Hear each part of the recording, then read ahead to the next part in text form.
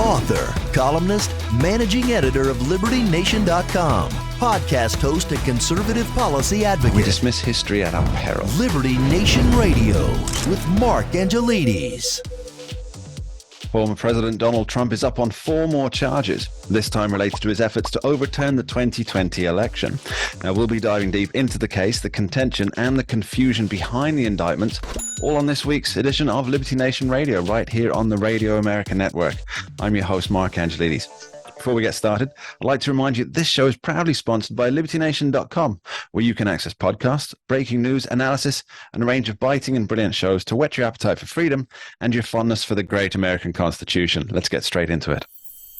Donald Trump charged with crimes related to the 2020 election and January 6th. Fallout. What's his position? How serious is it? And are we missing the bigger picture? Well, we're fortunate to be joined by Liberty Nation's legal affairs editor, host of the excellent Uprising podcast, and a man who knows everything there is to know about fine dining, Mr. Scott D. Cosenza, Esquire. Thanks for coming in, Scott. Thank you, Mark. Now, Scott, it's I think it didn't take anybody by surprise because Donald Trump's been hinting that such an indictment is coming down the pipeline. And then, of course, it landed on Tuesday, August the 1st in the evening, just in time to get all the headlines for the morning. Could you give us a brief summary of what charges Mr. Trump is facing? So it's a 4-count indictment and alleges 4 federal crimes. And basically, the gist of it is that by lying about whether or not Donald Trump was legitimately defeated or Joe Biden was legitimately elected president in 2021, by lying about that, he committed a fraud amongst the people and induced the government to not perform one of its principal roles, which is the actual issuance of that election and the certification of its results. If I could just interrupt you here before we hear the other counts, I presume that a similar indictment is on its way to Hillary Clinton, Barack Obama, Senator Barbara Boxer, for the 2005 attempts to cast aspersions on the Ohio results. I presume those indictments are coming down the pipeline. I wrote about this story, as you know, Mark, for the pages of LibertyNation.com, and I didn't actually get a chance to put these things in the article that I wrote, but just in terms of like a scratch pad thing on the bottom of my writing, I had, if you like your doctor, you can keep your doctor, and I did not have sexual relations with that woman, Ms. Lewinsky. Like, what lies? I mean, those are lies, right? In other words, whether Donald Trump believes that the election was stolen from him or not seems to be very much a debatable proposition, in his heart of hearts, whether he's, making hay for the purpose of making hay or genuinely believes that there was, Well, I think that anybody who's watched his Twitter account, former Twitter account, then now his Truth Social account, and the statements that he's been making for, 2.5 years now, about how he believes the election is stolen. I would say that tells us quite a lot about his state of mind. Or I guess the legal term here, Scott, and correct me if I'm wrong, I only learned this from the movie See No Evil, Hear No Evil with Richard Pryor and Gene Wilder, a fantastic movie if you haven't seen it. It's the mens rea, which is the intent to commit a crime. So if Donald Trump... It's the guilty mind. There are two components. The guilty mind. In the classic common law analysis of crimes, you have the mens rea and the actus rea, and both would need to be proven for criminality to attach. So if you have, this is why a child, for instance, couldn't be charged, historically with murder, because they wouldn't have the mens rea. They may have picked up the gun and compressed the trigger, which is the actus rea. They didn't but they didn't know that or formulate the intent to take another life, for instance. Okay, so that seems to be the big question that Special Prosecutor Jack Smith, or the people prosecuting the case, when it eventually comes to court, if it eventually comes to court, will have to prove that Donald Trump knowingly or was well aware or was fully aware that the election was not stolen from him. Well, and yet Isn't this strange, though, that we have to look into the mind of Donald Trump, which I know that America is desperately willing to do. But hey, it'll be good if he can actually get them to have to prove the mens rea along with the actus rea. One of the problems we've had with trends of laws in our country over the last, say, 50 years or so is the elimination of the mens rea component, which is a key component for, when we want to punish people because they've made poor choices, right? Rather than just, and this comes out of the environmental movement, Mark, where it's like, well, we don't care whether you meant to do it or or you had ill intent. Just the fact that you did something that we don't like and is damaging the environment, criminality is going to attach. Now, just one more thing on this. Surely all these, I suppose, hate crime laws, they are focused on the mens rea, though, aren't they? Because you have to prove the intent. Mark, it's so funny. It's like, yes, they do. And it's why they're an abomination and why they're absolutely the opposite of something that a free society can tolerate. And why the strong-willed freedom advocates stood up and shouted those laws, or tried to shout them down when they were proposed, in the face of those who would say, what's wrong with you? Why don't you have compassion for those that are attacked? And of course, the answer is because support for the free exchange of ideas is compassion. It's rough. What are the other crimes? And let's move on to the other crimes of which Donald Trump is being accused. Sure. Well, one of them is the frustration of the certification that took place on January 6th. Okay, let's just jump into that very quickly. Specifically, does that mean what was taking place in the House of Representatives, where the certification of the election certification was taking place? Yes. Mike Pence was there up the front. Yes. Now, how does Jack Smith propose that Donald Trump interfered with that when he wasn't there? Well, I don't know. The indictment suggests that Mr. Trump declined to take certain actions that he might have otherwise taken. So it says that, Donald Trump was asked to not have the rally, I think, or some other thing, and he didn't do that. Now, I don't know how that is evidence of criminality. Now, let me just say this, because we've talked around it perhaps. We haven't actually said it explicitly, and I think it always is important to lay it out. This is a political decision. Oh, yeah. It's not like the facts demanded an indictment of Donald Trump. Almost certainly the opposite on these charges. Almost certainly it was he had to have done something criminal. I know his behavior was criminal. Let's look at the law books and see where we might fit his behavior to stomp and shove and hammer a square peg into a round hole to get to criminality with Donald Trump's words and actions. So I don't want to pretend for you when we talk about the analysis of the charges that that's not what happened. All these other things we can sort of paint around the edges and pretend that we're not really talking about what we are, which is somebody was given marching orders to go get Donald Trump, and that's exactly what he did. He went and got Donald Trump. It certainly seems that Donald Trump's statements that they are out to get him appear to be holding water. We'll be back with Scott DeCosenza after this short break, discussing Jack Smith, the prosecutor, Trump's likely defense, and how this is all going to play out. Don't go anywhere. We dismiss history at our peril. Liberty Nation Radio with Mark Angelides. And we're back with Liberty Nation's legal affairs editor, Scott DeCosenza. Earlier in the show, we were discussing what crimes Donald Trump has been charged with in the latest indictment, courtesy of Special Prosecutor Jack Smith. Now, Scott, I'd really like to start talking about how Jack Smith arrived at these decisions, what his motivation happens to be, how this is going to play out in court, if it makes it to court as well, is kind of a question I'd like to get to, and generally find the zeitgeist of what this movement against Donald Trump is doing. So thanks for coming back, Scott. Good to have you on. Cheers, Mark. Okay, first question. Jack Smith, he seems, at least according to what we saw during the press conference where he unveiled the 4-count indictment, he seemed quite vociferous, I would say, quite adamant, quite strong in his opinion, which is not really the impartial application of justice that we'd kind of hope for. Yeah, I mean, I think that if the if the charges were just, we can forgive ourselves a bound and determined prosecutor who's outraged by the criminal behavior of the accused within reason. The ABA guidelines do suggest that, public statements made out of court that tend to villainize a defendant are to be avoided. And I think that probably the federal courts have standards there too in that regard. So I don't know if, do they cross the line? Well, if we pretend, Mark, that the whole thing isn't invented to get Donald Trump, then I don't know. Maybe then, we could take out the rule book and say, how far did they go to the line? I don't know. But I just can't get that part out of my brain to do that pretending in order to render an answer there.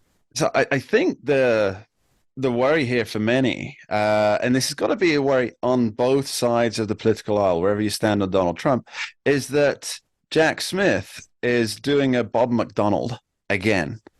Does that make sense? Yeah, so for people who don't know, Bob McDonald was the governor of Virginia who was prosecuted by Jack Smith and one of his deputies for a number of corruption charges, and they were novel applications of federal corruption charges. Let me just jump in there, Scott. So would you say the crimes that Donald Trump has been charged with are also novel applications of charges? Yes. Okay, please continue. I thought they were, but I just wanted to verify that. They certainly are. Now, they're not identical to the way that they charged McDonald, but they're similar. And Bob McDonald was convicted. And 2.5 years, I think, after his conviction, the United States Supreme Court unanimously threw out the convictions that Smith got for McDonald. And McDonald said on, I think it was a TV show, I was watching some clips of him. He said that Jack Smith would rather win than do the right thing, essentially. The only reason I'm really wired into this Bob McDonald case, Lisa K. Donner, Liberty Nation's editor-in-chief, she when it was first announced that Jack Smith was being appointed to this, she wrote an article on that on the pages of LibertyNation.com, essentially saying what you're saying here, that he kind of went what Bob McDonald even said about Jack Smith, that it was really get the guy and be damned with decorum and basically practical standards that, as you point out, the American Bar Association might frown upon. There's a quote online that says that McDonald, that they said that the McDonald children shouldn't talk to their parents because Smith might try to charge them with conspiracy. He charged McDonald's wife with criminal charges as well. Again, in an effort, according to the former governor's characterization, as a win at all costs, not win ethically, not win to the best of, and he did until the Supreme Court got a hold of the case. So. And unanimously, I think that's really worth pointing out, because the Supreme Court is under a lot of fire nowadays about partisanship and being a MAGA court. Yeah. And that was a unanimous decision. The dirty little secret there, Mark, is I think 40 or some significant percentage of court cases are dispensed in a unanimous fashion. It's actually to the power of the court that some significant minority are, right? That they're not so polarized. Yeah, not everything that it drops to the Supreme Court is a Roe v. Wade or something. Right. So how does this go for Donald Trump now? I presume that Jack Smith is looking for, I quote, a speedy trial. And the advantages of that would be it would essentially hamper Donald Trump's ability to campaign, run for office. I've seen read legal commentator Jonathan Turley make the point that the real benefit to Biden and the Justice Department in this case is that the charges were filed in Washington, D.C., and a D.C. jury will be salivating at the chance to put Trump away compared to a Florida jury where, would be more of a mixed bag and maybe even, chances for some significant pro-Trump attendees. So just that he would maybe have to sit through a criminal trial in a place where he's been so vilified, it's ground zero for Trump derangement syndrome. Honestly, if I were him, I would be, knocking on doors in purple states would be my reaction to this to these charges, because it becomes all the more important. It can't be overstated. We again, to speak directly to the point, if Donald Trump becomes the next president of the United States, these charges will go away. He will not have to fight them. First of all, he can pardon himself for any federal crimes, which I'm sure he would do on minute one of his next presidency. And the second thing is he would just simply have federal prosecutors withdraw the charges. So, it's a political prosecution by one politician's administration to hobble and perhaps incarcerate another, that person's chief rival for the office. So how that person can best defend themselves is win the office. Yeah, I think that's pretty much what Donald Trump's been aiming for ever since anyway. And then we'll see Special Prosecutor Ken Cuccinelli's expose of the Biden administration. I'm sure we will. Now, so it's going to take place in a D.C. court. We don't know when, but Jack Smith is pushing for a speedy trial. The judge in the matter, who has made some fairly vociferous, the randomly selected judge in the matter, I should point out, randomly selected. She has prosecuted a number of January 6th defendants and has had harsh words for them and the surrounding episode. Right, by the way, I want to say that it is, you made the point, but it is case selection and assignment is something that is so much an everyday thing at a federal courthouse. Court cases are filed and they get assigned. The idea that somebody's got the thumb on the scale for any particular thing is just outside the bounds. Well, I'm glad you corrected me on that, Scott, because that does bring up a question of why I keep hearing in the, let's call it the more left-leaning media, when, for example, the documents case in Florida, and they were all discussing why this particular judge was on the case. Yeah. And they seem to be suggesting that the fix was in. The other thing, too, is for a president who only served for 4 years, Donald Trump, because of his own will, of course, but also the efforts of the Federalist Society and its leader, Leonard Leo, appointed a staggering percentage of the federal judiciary for a 4-year president. Okay, so one final question for you, Scott. Now, this will go to court. It seems almost impossible that it will get... You think there's a chance that it won't make it to court? Do you mean trial when you said it'll go to court? Yes. Oh, we're a long way off from that, Mark. How long do you think? Oh, I mean, meaning we're a long way off from suggesting that this will see trial. I think there will be interlocutory appeals. Donald Trump will use the McDonald verdict that we discussed to try to say these charges are akin to that and they should be stricken down. And he may win some and lose some. There are 4 counts, and those win some and lose some. Maybe win some, lose some at the intermediate appellate court, the D.C. Circuit Court of Appeals, and then who knows if the Supreme Court wants to weigh in on any of that. I would guess that they would want to avoid it like kryptonite if at all possible, but that all remains to be seen. So your confidence in a forthcoming trial date is something I lack. Interesting taking it. Scott DeCosenza, thank you ever so much for joining us. Much appreciated. Thanks, Mark. We dismiss history at our peril. Liberty Nation Radio with Mark Angelides.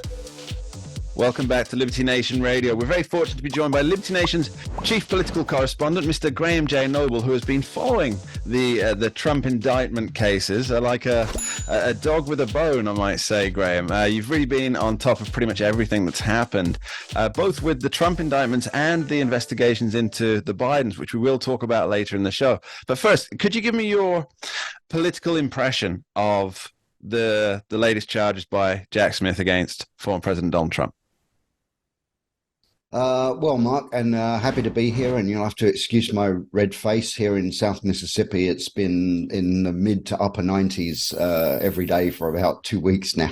That's because so many people voted for Donald Trump, apparently. It's really hot outside, and it is the fault of MAGA Republicans that it is so hot outside, apparently, according to Hillary Clinton. Anyway. According to Hillary Clinton. Yeah, but well, of course, they can't. I'd say the Democrats. Of course, when we say Democrats, we can't lump Jack Smith into that group. But the Democrats were never going to let January 6th go. They were just never going to let it go.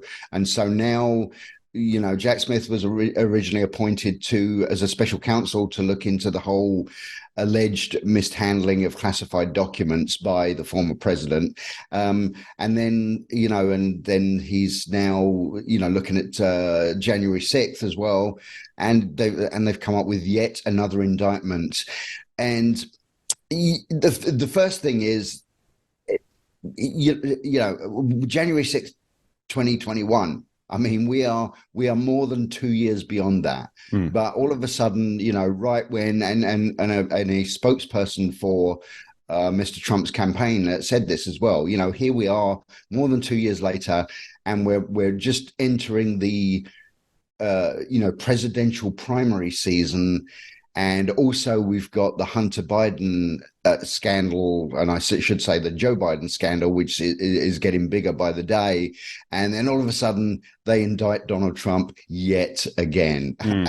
And I think you can't help but be a little suspicious about that.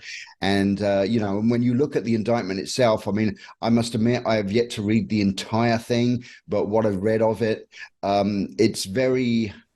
This one is very kind of emotional. It's very, it's more, it's much more about style than substance. And the way they're accusing Mr. Trump of, there's one part in it when it says, something like conspired, collaborated, colluded. It's like they just copied the thesaurus.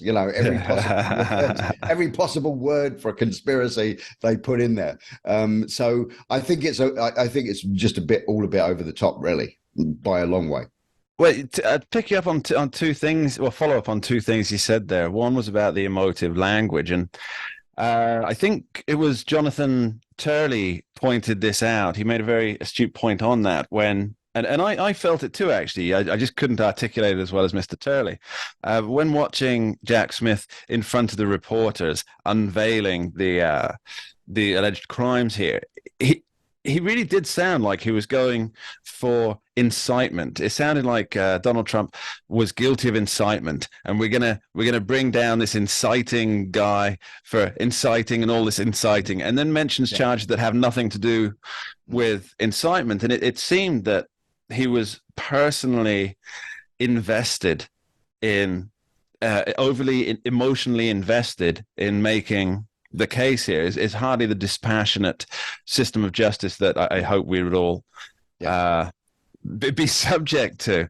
And the other point there was about the timing, and I've got a little timescale, working on an article about the timescale things here. Lisa K. Donner, Liberty Nation's editor-in-chief, will have released this article. By the time this publishes, will have released this article regarding the timeline. But if I could just step on her toes briefly and perhaps give a glimpse into what she's going to be talking about. On June 7th, the FBI released that 1023 form that alleged there was a bribery thing with Hunter and Joe, $10 million bribe from Burisma. The day after, January 8th, Jack Smith indicts Trump for the Mar-a-Lago documents. Go forward a month, you've got July 26th, Hunter Biden's sweetheart deal gets tossed by the judge because she surmises, and I might have this slightly wrong, but she surmised that if she agreed to the deal, it would immunize Hunter Biden against all crimes that he may have committed that have not yet been discovered or are presently being investigated. Yes. And then the day after, again, just one day after, Smith drops more charges on Trump for the documents charges, plus adds a co-conspirator. And then July 31st, Devon Archer spills the beans in Congress about that Joe Biden was the brand that they were selling. 1 day later, again, you see the 1 day later thing happening here. Jack Smith brings 4 counts against Trump over the 2020 election. Is Jack Smith purposely trying to keep the Bidens off the front page? Well, that's a like the $1 million question mark. I mean, I guess. Here's the thing, is Jack Smith himself being motivated by politics, Yeah, who knows? Perhaps he is. I mean, usually, prosecutors generally are just very, federal prosecutors can be very tenacious and can be very, they got kind of tunnel vision, if you like. That's why they get the job, right? And so is Jack Smith himself making these decisions about the timing based on politics to deliberately try to protect the Bidens? I'm not sure that I could say that he is, but at the same time, you can't possibly look at this timing issue and say, oh, well, that's just, that's nothing more than coincidence. I mean, there's got to be something. If it's not Jack Smith himself, you've got to think that somebody, because of course, people like to say, well, special counsels, they're working independently. But at the end of the day, they are still, the special counsel's office is a branch of the Justice Department. Yeah. And you can't help but think, even though we have no proof of this, of course, you can't help but think that this timing is way too convenient for the Bidens, and that somebody, if it's not Jack Smith himself, there is somebody at the Justice Department who's got to be orchestrating that kind of timing, because those things, how many, I don't believe in coincidences anyway, not in politics. And, and even if I did, how many coincidences, one after the other, can you have before you start thinking, okay, something's going on? I'm reminded of what Ian Fleming wrote, the James Bond author. It was, once is coincidence, twice is happenstance, third time is enemy action. Now, where do you think this is all going to go for Donald Trump? Because the indictments so far, they have rewarded him with a boost in the GOP primary polls. Now, that might end up being a detriment to him in the general election if he is indeed the final candidate. But it seems to be helping him in the primary polls, at least. What's your take?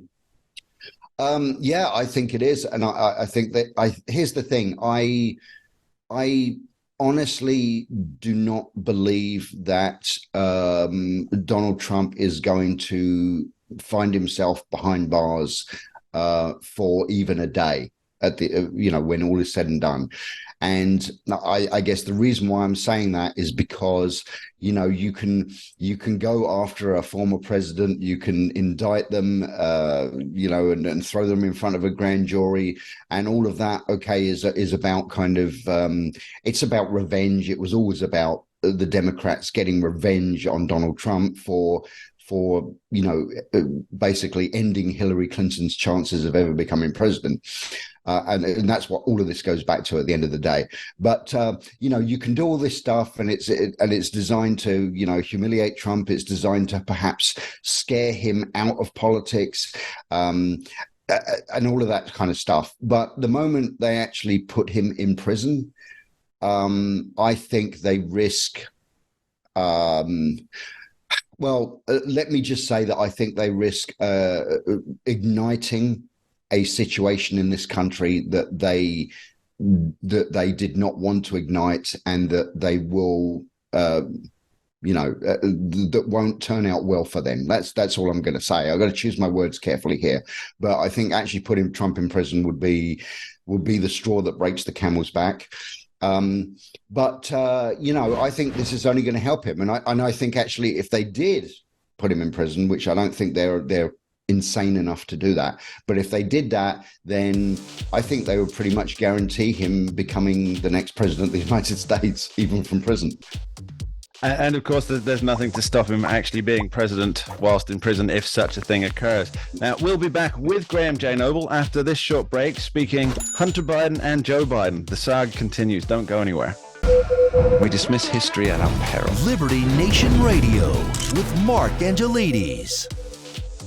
And we're back with Graham J. Noble, Liberty Nation's chief political correspondent. Earlier in the show, we were discussing Donald Trump's legal travails, but I'd like to flip across the aisle for a bit, if I may, Graham, and discuss the recent revelations from Devon Archer, Hunter Biden's longtime bestie, BFF, and business partner. Now, you've been following the trail on this, as you have with pretty much every major political story that comes out of DC. What's your take on the Devon Archer deposition? Well, Sorry, it was testimony, not deposition. Yeah, right. Testimony. Yeah. Well, it was. I mean, okay. So there were no real, to be honest, there were no real bombshell revelations in there. I mean, because Devon Archer didn't actually say anything that made everyone sit up and go, "Wow, we had no idea. This is really." This is really incriminating. But what he did do was he actually confirmed a lot of suspicions that a lot of people had. Namely, of course, the biggest one is that Joe Biden has continuously claimed that he never discussed business with Hunter Biden. He had no knowledge of Hunter Biden's business activities. It was absolutely nothing to do with him whatsoever.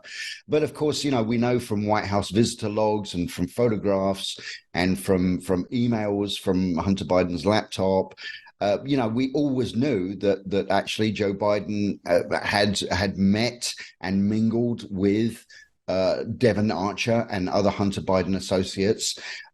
So we always had that kind of suspicion. And of course, Devon Archer, the biggest thing that he did was he actually confirmed that, oh, yes, on multiple occasions, Hunter Biden would put Joe on the phone, dial him into a conference call with prospective business associates.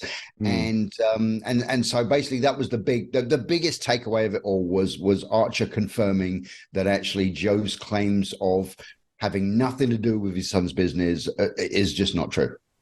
Yeah, there's a full throttle defense coming forward from Democrats and many in the left-leaning media that although we know with our own ears and eyes that Joe Biden's been saying, I never discussed business with my son, don't know anything about his business.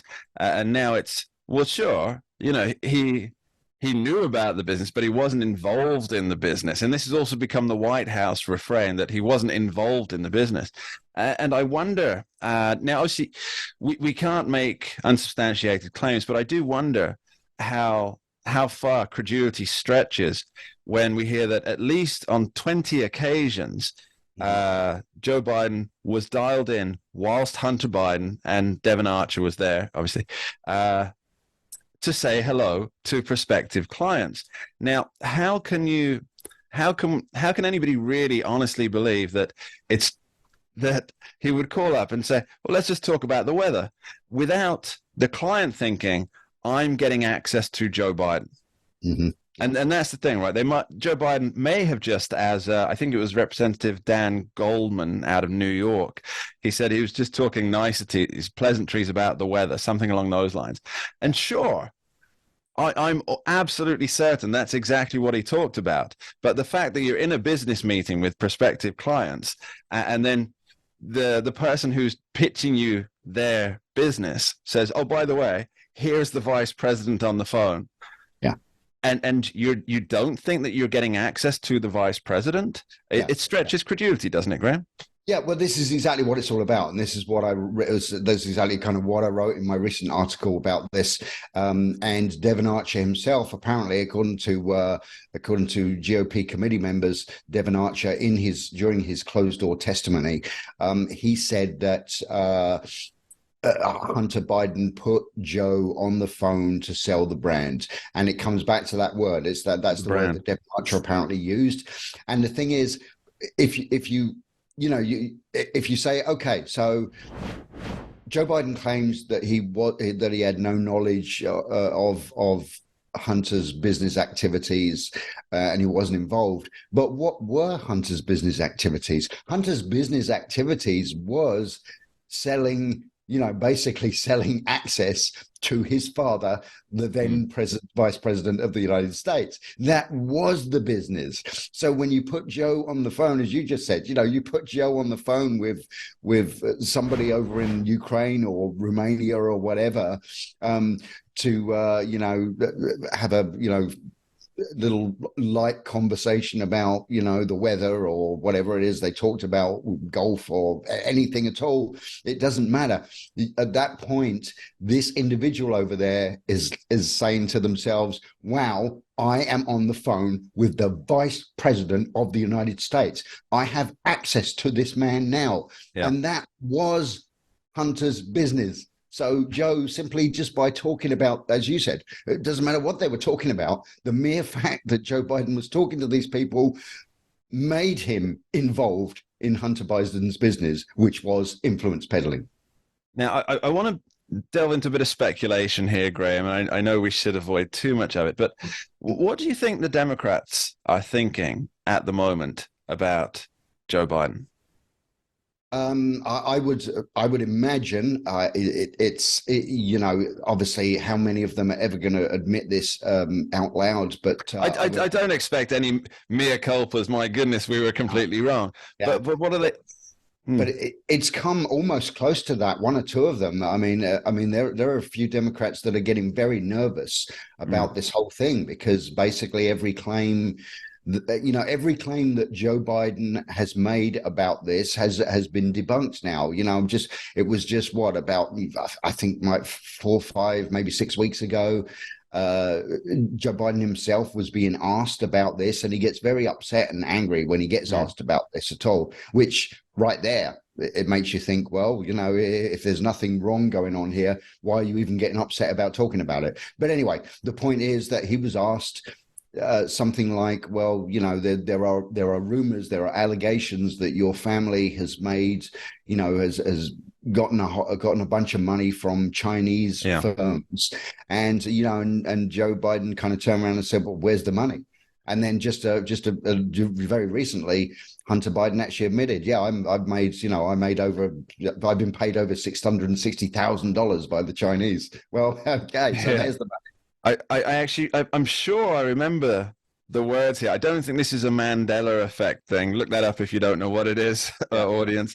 But I'm sure I heard Joe Biden saying nobody in the Biden family has ever done business with China, or ever made money off China. That's right. Now, if I should really look into specifically what he said, because has never made money off China. If it was that, well, then he might be true, because I think the part ownership of the company that Hunter Biden ended up having in lieu of cash in the end, I think it ended up being not worth anything in the long run. So maybe he didn't, but that's not to say that he wasn't in business with China. Just because your business wasn't profitable enough to warrant a disclosure on it. Sorry, I was just going to say, but it's you know, the intent was there. You know, I mean.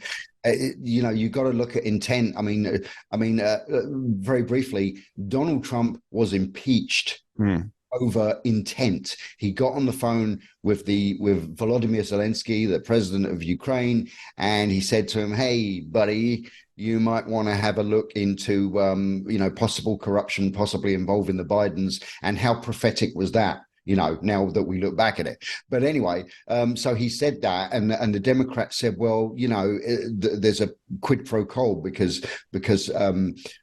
Trump hinted that he might withhold arms supplies to Ukraine unless they looked at this corruption. And of course, that's not what happened, because the US didn't withhold anything, and the Ukrainians didn't investigate the corruption.